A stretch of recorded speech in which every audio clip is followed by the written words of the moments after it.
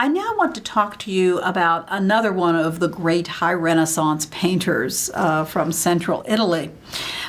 He's known to us by the name Raphael, which is an Anglicization of Raffaello Santi or Sanzi.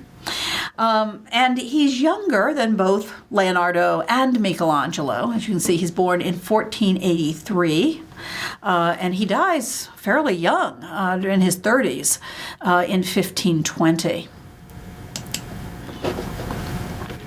He was born in Urbino. His father was a court painter and poet to the Duke of Urbino, and he was trained by Perugino. He moved to Florence and was there for about 4 years. We're going to see one of the number of Madonnas that he painted during that period. And then he moved down to Rome.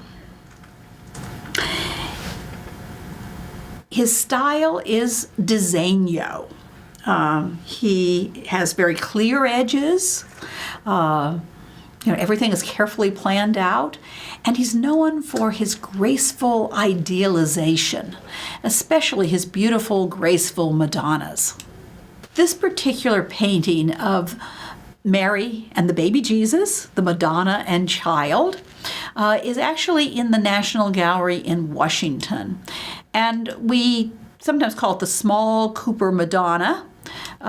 Just because there are so many of these Madonnas by Raphael, you can't just talk about a Madonna and say, "Oh yeah, it's the Madonna and Child by Raphael." Somebody say, "Oh, yeah, well, which one?" And then you say, "Well, it's the one in the National Gallery in Washington." And they'd say, "Yeah, well, which one?" Because there's several. There's also, as you can imagine, a larger Cooper Madonna. So for your purposes, you don't have to remember that small Cooper Madonna. Madonna and Child, Mary and the baby Jesus, that's the kind of thing that's fine. It identifies the subject. If, however, of course, you were trying to tell somebody exactly which one and you didn't have the picture, you could use that to identify which Madonna you're talking about. Raphael is painting with oil paint on panel. And here you can see, of course, the graceful curving shapes of the Madonna and of the Christ Child. And then this beautiful, serene landscape behind them. As you can see, he paints with disegno, with drawing. The edges are very, very clear. And I might mention that the colors are also very, very clear. You have primary hues like red and blue and secondary hues like green. It's a very ideal and perfected type of painting. Now, I wanted to show you a drawing of Raphael's where he's, sketching how shall I compose another Madonna and Child. And the reason I wanted to show you that is because you can see he's using all these curving forms. He's using circles and ovals, and his pen is just sort of going in curving lines as he creates both the bodies of the Virgin and of the Christ Child as he tries out different positions to put the Christ Child. So everything is based on these circular forms.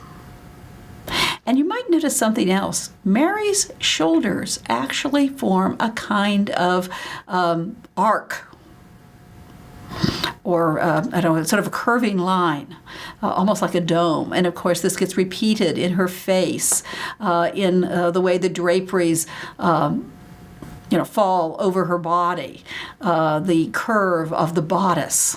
And of course, in the Christ Child himself, which is, made up of a lot of curving shapes. A number of paintings by Raphael show this geometric composition, which we've talked about with Michelangelo's Pietà, with Leonardo's Madonna of the Rocks.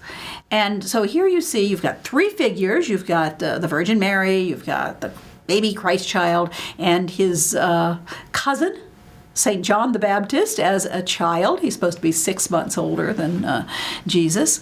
Well, rather than just put them, say, all in a little line, the Renaissance artist will compose them by arranging them in a kind of pyramidal construction, or if you're thinking, it's flat because it's really on panel, then, a triangular composition. In this case, a kind of isosceles triangle. And this unifies the composition. This is the Madonna of the Goldfinch, and we do give them different names because, as I said, you have many Madonnas by Raphael.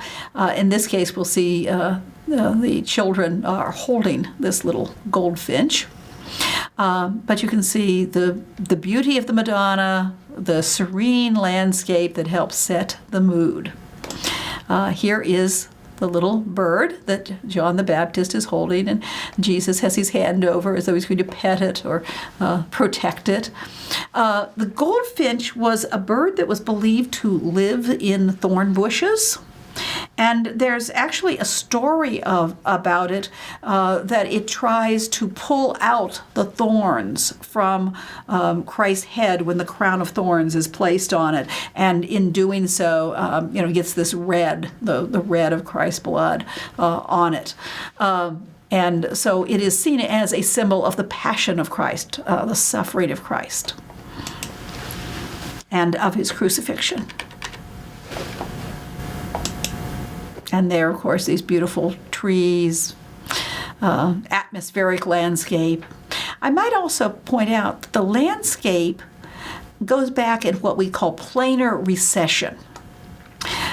Each little hillock or the bridge or the row of trees is parallel to the picture plane, and it guides your eye backwards in a kind of measured manner. So you really do feel like you're going step by step back in space. And there you just see the perfect oval of Mary's face and her ideal beauty. When Raphael went to Rome, he and his workshop painted 4 rooms in the Vatican Palace. This is the first one, and we're going to look at one wall, but just let me tell you a little bit about this room in general. This room is called the Stanza della Signatura, or the Hall of the Seal. You can kind of see the word signature if you just change the vowels a little. And this is, of course, in the Vatican Palace. It's the Pope's home, the Pope's palace in Rome. The whole wall and ceiling are covered with frescoes. You can see illusionistic sculpture and wainscoting below. You can see frescoes up on the ceiling in these geometric forms and the circles and other shapes. The main scenes are these kind of giant lunettes, these with the curving arc that forms the top of the wall. The one we're going to look at is the one you're seeing part of it on your right as you look at it. And this is known today as the School of Athens. Now, that's an 18th century name for it. We don't know what Raphael called it, but what it does show are Greek philosophers from a number of centuries all together. So it represents classical philosophy. And you can't see it, but on the opposite wall is a painting showing an altar and Christ and the saints in heaven, and all of these theologians on either side of the altar. It's known as the disputation over the sacrament, or the disputa, although, as I often like to say, they're not disputing anything. It could be called the glorification of the sacrament. The sacrament referring to the sacrament of the bread and wine. Well, this then would represent, it shows you the Christian theologians, the Christian theology. The painting where you see part of it on your right as you look at this picture, the painting where you see part of it on your left as you look at this picture is known as the Parnassus. Parnassus was the mountain in Greece where Apollo and the Muses were supposed to dwell. And so here you see Apollo. It looks like he's playing some kind of violin-like structure. It's not exactly a violin. And the muses are surrounding him. And then there are famous poets. There's Homer and Pindar, and I'm sure Sappho is there. One of the poets who is in this painting, is represented in this painting, is Dante. And Dante is actually placed twice in the Stanza della Signatura. Once as a theologian in the Disputa, and once as a poet in the Parnassus. And the Parnassus seems then to represent poetry, and presumably by extension, the arts. And then the final wall, which is directly opposite the Parnassus, and it's over a great big window, so it's actually the smallest of these wall paintings, shows 3 of the 4 cardinal virtues: fortitude, prudence, and temperance. And then in a roundel up above it, you have the 4th of the 4 cardinal virtues, justice. So, what is this? Well, maybe, on a fairly simple level, we could say that they're showing all kinds of learning, all kinds of human learning. There's the secular knowledge of humanist classical philosophy. There's the sacred learning of Christianity, appropriately enough for the Pope's palace. There's even poetry and the arts as a kind of human knowledge and learning. And then there's the virtues. Perhaps they're saying that all this knowledge is in vain without the virtues. Or perhaps they're saying that with this knowledge, you can become more virtuous. The humanist scholars very much believed that the study of humanism would lead you to virtue. It would help you to become more virtuous. And that actually is the reason today that students are required to take courses in the humanities, in the arts, in literature, in philosophy, in history. These are the subjects that help you become a better human being. They're not a professional subject. They're not going to teach you to be a lawyer or a accountant. They're supposed to teach you to be a better human being. I suppose not everybody believes that today. We do know of exceptions to the rule, very learned people who are not terribly virtuous. But that's the ideal. And that was what they hoped would be. No, take that hope out. And that was what they believed would be. And I think you can see it to a certain extent. If you're doing a lot of reading about, say, other people, whether historical or fictional, you start putting yourself in their places, even if they're very different than you are. And that kind of empathy and understanding, helps people, I think, to be kinder to other people and to be more virtuous, as it were. Well, let's look at this painting known as the School of Athens. It's probably called that because a lot of Greek philosophers came from Athens. But as I say, these are people who did live a number of centuries. Some of them lived a number of centuries apart. And they're all brought together in this one painting. You can certainly see the use of disegno. We'll take a close-up look at some of the figures, and you will see that there literally are lines around them, so it is completely planned out. It's a very symmetrical composition. And you can certainly see this architecture, creates that strong feeling of symmetry. And then the way the different groups are arranged. There's 2 figures right in the center under this arch, and other figures grouped on either side at different levels. They're not identical figures, but they all balance each other out. So you have that Renaissance idea of idealism, harmony, and balance. The architecture that you're seeing is very classicizing. It has things like these great vaults with hexagonal coffering, and you can see what looks like the base of a dome rising up. The architecture reminds us very much of Bramante's design for St. Peter's. Now, it wasn't built this far at the time of Raphael's painting, but he could have known what the plans were for it. And so it's very Bramantean architecture. It's very high Renaissance architecture. You'll also notice that in the painting with the philosophers, you see up above them two statues which are painted there.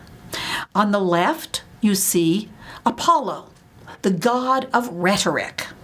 And on the right, you see Athena, in Latin, known as Minerva, the goddess of wisdom. So these are two classical deities who are very much appropriate to philosophers who are using their rhetoric and supposedly trying to attain wisdom. Now, we do have the cartoon for the figures in Raphael's School of Athens. Now, when I say cartoon, I don't mean a comic strip. The word cartoon here is referring to a full-scale preparatory drawing.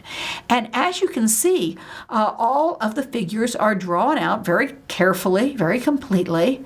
But there's one figure that seems to be missing.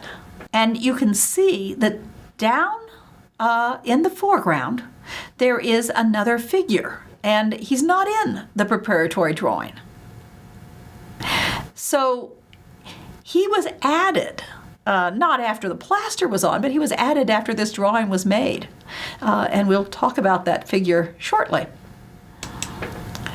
Now, the topic of this, of course, refers to humanist scholarship.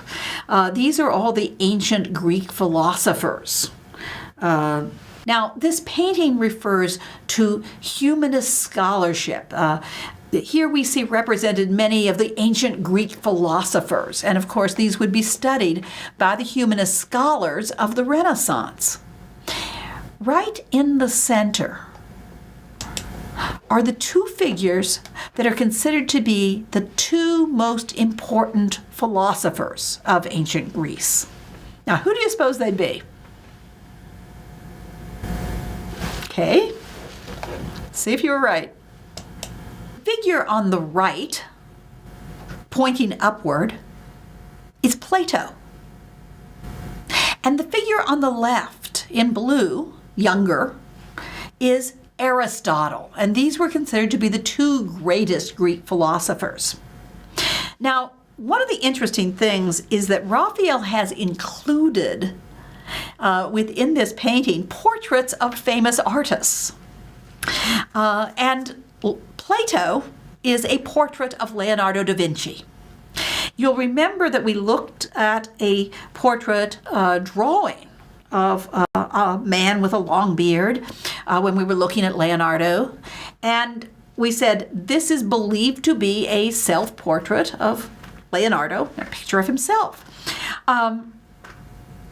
And then, of course, we look at this and we say, well, that looks like the presumptive self-portrait of Leonardo, and Vasari tells us that this is a portrait of Leonardo. So, it's a kind of circular logic, but it does seem to confirm that that man in the drawing probably is a portrait, a self-portrait of and by Leonardo da Vinci.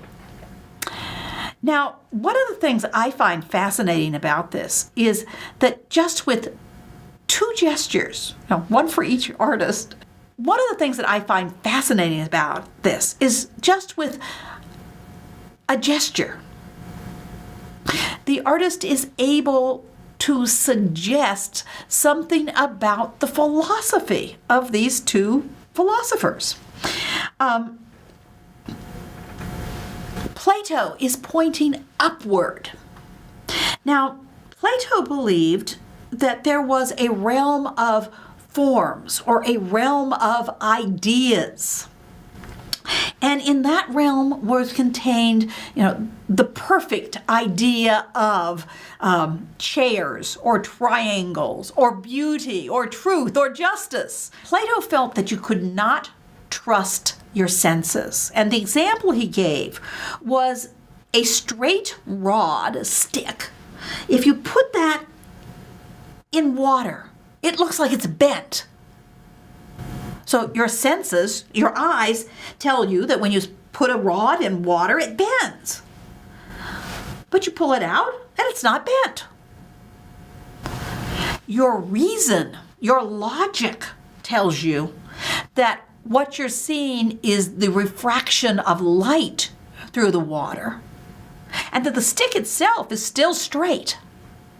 So Plato believed that to find truth, you would have to use what he calls the ladder of the dialectic. You would have to use logic and reason rather than sense perception. And when we look around the world, and let's say we see all these different kinds of chairs, and we call them all chairs, but they're different. Or we see triangles, and they're all different, but we still call them triangle. So somehow we have this idea of what a triangle is or what a chair is. And even if these sense perception triangles and chairs, they're not perfect, they give us some idea. Where is the perfect one? Where is the one that is that idea? That form of triangleness or chairness. And so he postulates that there is a realm of ideas. And, for Christian Neoplatonic philosophers, they would probably identify the realm of ideas, the realm of absolutes, as what? Heaven. Plato, I'm sure, wasn't thinking of that. But that might be how it would be understood. Now, Aristotle was a material realist. He didn't think there was a realm of form somewhere. His gesture is out over the world, the realm of sense perception. And he believes that you can learn from the world around you, from your senses. That the idea of chair is embedded in every example of chair. Each chair contains chairness.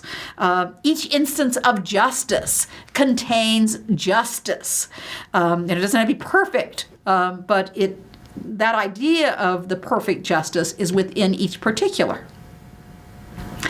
I do think it's a little ironic because Leonardo da Vinci, of course, said that, all knowledge must be tested by the five senses, which is not a very Platonic idea. Plato is an idealist. So I think that the reason Raphael is using the portrait of Leonardo as Plato is because Plato is the greatest philosopher, is how they would see it. And so, it's complimenting Leonardo as the greatest artist. Also, he's older, and Plato would be older than Aristotle. Now, one other thing I want to point out to you, we know exactly which artists these are because they're identified in the painting. You can see some letters on the edge of the books. I know you probably can't read them in this reproduction, but along Plato's book, it says Timeo, which refers to the Timaeus, which is a Platonic book. But it's not one of the ones that, we're most familiar with today. If you were taking a course and you weren't reading everything by Plato, you would probably be reading the Republic or the Symposium or the Phaedo, some of the Socratic dialogues. The Timaeus is a cosmological book.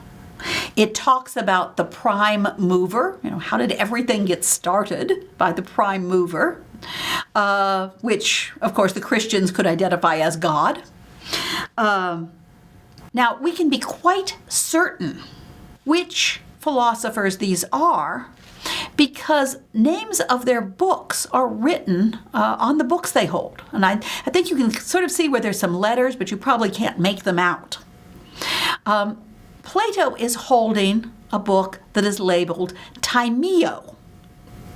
which is Italian for the Timaeus, which is a book by Plato.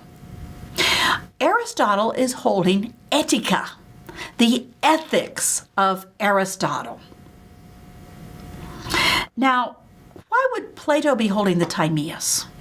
I mean, today, if you were taking a course in which they were just going to give you a few of Plato's dialogues, what they would consider to be the most important ones, they'd probably be the Republic or the Symposium or maybe the Phaedo.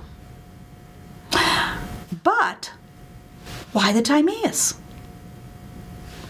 Well, the Timaeus is a cosmological book. It's not a Socratic dialogue where Socrates asks all sorts of questions and everybody else feels really dumb. The Timaeus is actually a cosmological book. It's talking about the Timaeus is a cosmological book.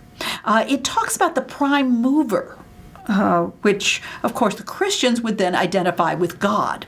How do things come into being, and how is the universe structured? The reason I assume that the Timaeus is the name of the book that identifies Plato is because probably the Timaeus would have been the most familiar book in the Renaissance. Okay. The reason that Plato is identified with the Timaeus is probably because that would have been the most famous book at the time. During the Middle Ages, only one Platonic book was known in the Latin West, and that was the Timaeus. It had been translated into Latin. All the other books that we know were only in Greek, and they would be in Byzantium. So during the Renaissance, particularly during the early Renaissance, before this, books from Byzantium were coming into Italy.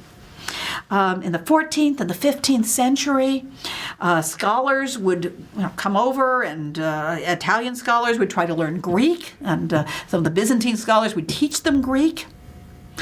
And there were a number of occasions where they might have gotten masses of books. I think it was 1439, they had the Council of Florence, and John Palaeologus, the last Byzantine emperor, and his retinue, came to Italy requesting help with his wars against the Turks.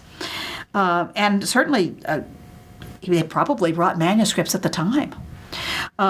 When Byzantium fell to the Ottoman Empire in 1453, there probably were people trying to get out of Constantinople, and they very well may have brought more manuscripts to Italy. So, there was a ready reception of Platonic dialogues, which had never been known before in the West. So this is, extremely exciting.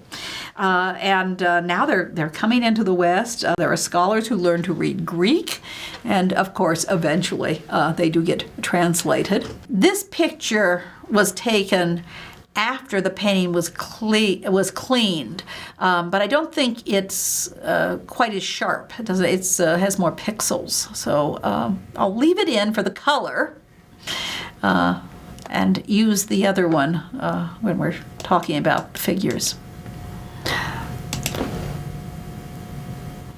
Okay, remember that figure who's in the foreground of the School of Athens, but he's not in the cartoon? That's Michelangelo. Michelangelo as Heraclitus. Heraclitus was an early Greek philosopher who is known for the idea that everything is in flux. Everything is always changing. His famous dictum was, you can't step in the same river twice, because the river is always changing, so it's never the same.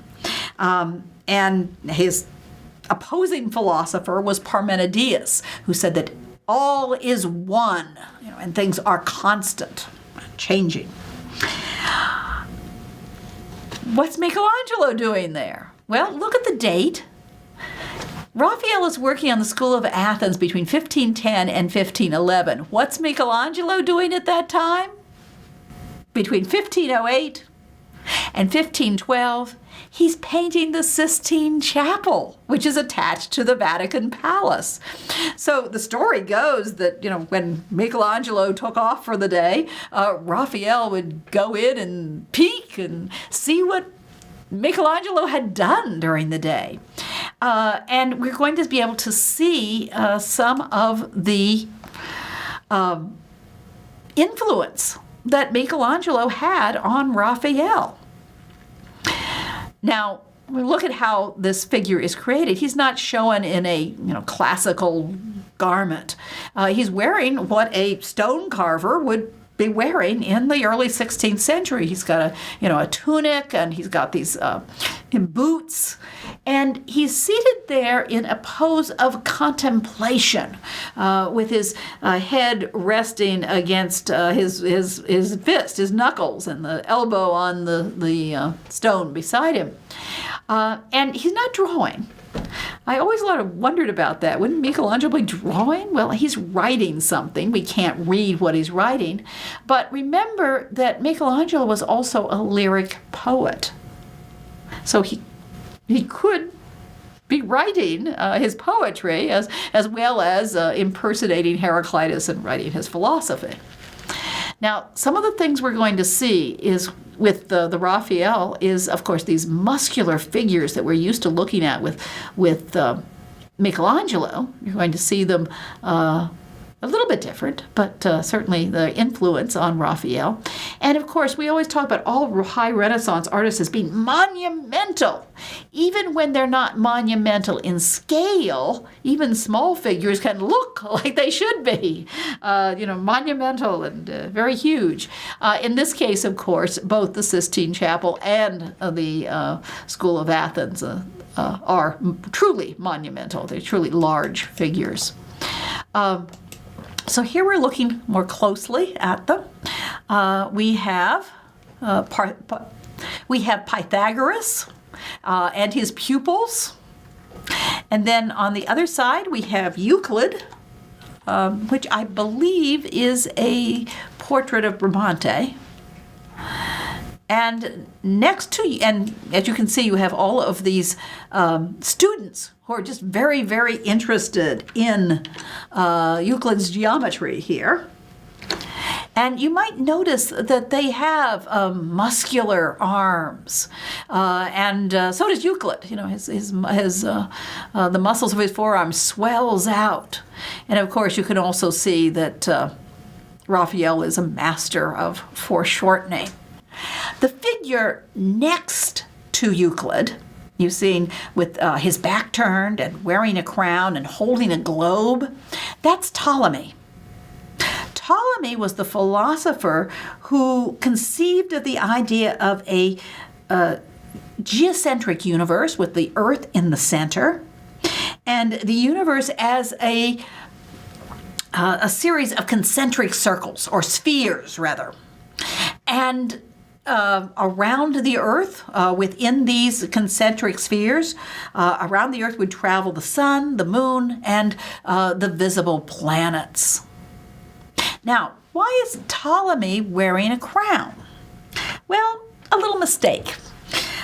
During the Middle Ages, it sometimes was fairly frequent that people with the same name who lived at different times would be confused.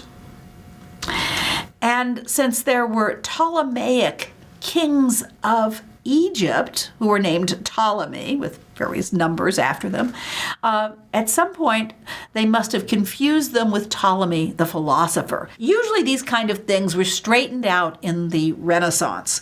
So it's perfectly possible that Raphael's iconographic advisor, and I would assume he would have had one, that he knew perfectly well, that this was not Ptolemy the king, but the attribute could have been well associated with him. Now, Raphael is in this picture. You can see Ptolemy looking away from us toward a figure who's just, he's an observer. He's not one of the philosophers. In this image, he's the second man from the far right. And that's Raphael. That's why he's sort of peeking out there. And I think the figure next to him, it looks a lot like Perugino. So that might be so that might be Raphael's master, his teacher.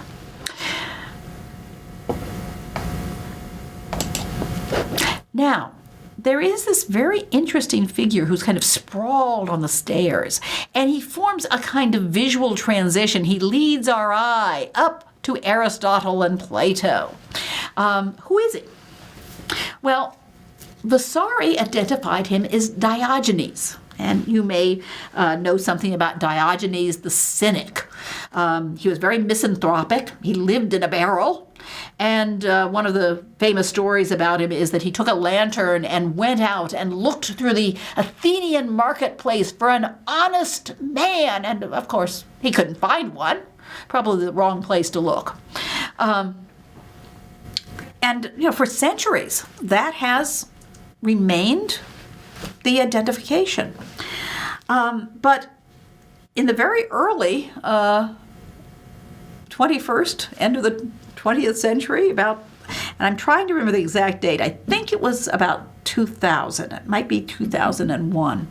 But in a December issue of the Art Bulletin, which is the art history journal that's published by our major organization, the College Art Association of America, there was an article published about the School of Athens. And in it, the author disagreed with this identification. And I remember my original idea was, that identification is Vasari's. It's been around for 100 years. Why would you ever disagree with it? And then I read his reasons, and I said, oh my goodness, you probably have something here. He points out that the only object that is next to this figure is not a barrel or a lantern, which might suggest Diogenes, but is a drinking vessel. It's called a crater, and it would be what the ancient Greeks would mix their water and wine and drink from. Now, we do have a famous philosopher with which a cup, a crater, might be an attribute, an object that identifies him. And as you probably know, Socrates was condemned to death for the horrible crime of corrupting the youth of Athens. And the corruption, of course, was to make them think, which I suppose illustrates the point that many times people in authority do not want people thinking and disagreeing with them. So this could be the cup that contained the hemlock that Socrates drank for his execution. And, it makes a certain amount of sense. Socrates, although he left no writings, he is very famous from Plato's dialogues. And certainly, he's an important figure, so this was a place that we can really see him. The figure that used to be thought to be Socrates, if you look over here on the upper steps on the left, there is a bald-headed man in sort of this dull green, counting out arguments on his fingers with some young men looking at him very intently. And this was supposed to be Socrates. Now, the author of the article believes that Diogenes is the figure on the right upper part above Euclid, who's sort of separate from everybody else. He's sort of wrapped up in his cloak, like he doesn't like humans. He's very misanthropic. And he thinks that may be Diogenes. So I certainly won't test you on that on the exam. I just think it's interesting. And you can make up your mind for yourself. Well, which argument seems more likely? And let's look at a pair of portraits by Raphael. These are the Doni portraits. They represent Agnello Doni and his wife, Maddalena Strozzi. You'll remember the name Doni from Michelangelo's Doni Madonna, and these, of course, are the patrons. Maddalena Strozzi comes from a very wealthy, famous Florentine family, the Strozzi. Once again, oil paint on wooden panel. And as you can see from the date, this was painted just a few years after Leonardo painted. You'll see that the figures dominate the surface of the painting. They're very large. They're turned toward us, sort of for the man, a three-quarter view. For the woman, not quite full face. And then you have this beautiful, serene landscape behind the figures. This is painted a few years after Leonardo's Mona Lisa. And indeed, it's a very similar pose. You have the female figure looking out of us, not quite full face, but almost. And we have a very similar arrangement of the half-length figure with the hands crossed over, and then a landscape background. But what a different mood. Leonardo's painting is mysterious. Raphael's painting is beautiful, but I don't think we have the same sense of mystery and trying to figure out what Maddalena Strozzi might be thinking. But we do see a portrait which records the features and, of course, the beautiful garments that she would be wearing with these brocade sleeves and beautiful jewels, which, of course, is something that Renaissance patrons really wanted to be shown as how wealthy they were. So, two portraits, but very, very different mood.